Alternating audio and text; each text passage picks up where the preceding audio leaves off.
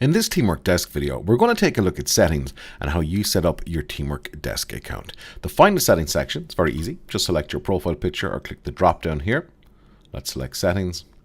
So in this video, we're going to take a look at the company settings. So firstly, here on the left, we can edit the company. So this is your site name, the site address. You have your user permissions, so if we want to turn on or turn off any of these, it's simply a case of just ticking the box. So agents are allowed to delete notes or threads, agents are allowed to edit notes or threads, agents are allowed to manage canned response, and agents are allowed to manage tags. So if you don't want your agents doing any of these, leave all of these unticked. However, in this example, I want my agents to manage tags, and I also want them to be able to edit notes and threads, so I'm going to turn these on. You can enable an on hold status. So basically, if this is enabled, you can set a ticket status to on hold, and that means you're going to be doing something internally before getting back to the user. You can auto close old tickets. So any tickets that have had no response from customers within 72 hours are going to be automatically closed. You have a default customer avatar, such as their initials, or you can have a character here if you wish. In this case, I'm going to leave it on the initials.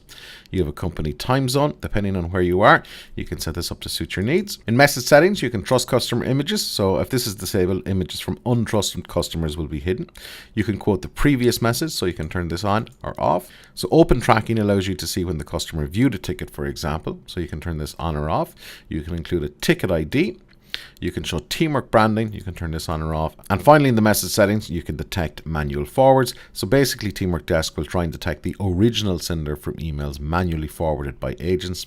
And then in the default settings for new agents, so we have a time format, 12-hour, 24-hour, and the text editor, is it going to be HTML, or if people want to use Markdown, then they can use Markdown. So once you've made your setup, select save, and that's it. Moving on to spam control, you can whitelist or blacklist items such as a full email address, a domain, or an IP address. In ticket sources, we can see that I've got an existing ticket source such as docs, email, email manual, and phone. Let's say, however, I had a ticket source which tickets came to me via SMS, so I can add this here, select add, and now I've got a brand new ticket source which I can use. And of course, to remove it, all you need to do is select remove. Similar setup and ticket types, so we can see, is it a problem, a question, a request, is it unspecified, emergency, or offline? So we can add a new ticket type here. Let's say a VIP as a ticket type. Simply type in the name, select add. And then again, very similar for ticket statuses. So you can create your very own ticket statuses: active, needs review, waiting on customer, on hold, solved, closed, or spam. These are ones that are already existing. So let's say I want to add one called emergency. Of course, this can be whatever you want. Simply type in the name and select add.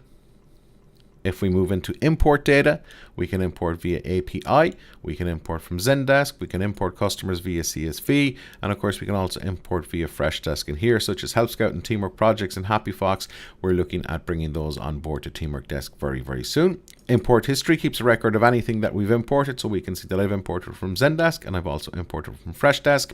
If we move on to export data, we can export items such as everything. We can export just customers, docs, ticket statuses, ticket types, tickets, or users. So let's say select all. So now we can download this and we can use it as we wish.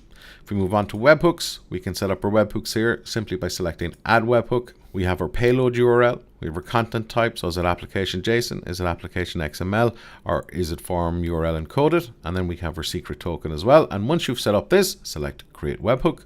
And then finally, in company settings, if we look at time tracking, we can either have time tracking customized for each inbox that you have.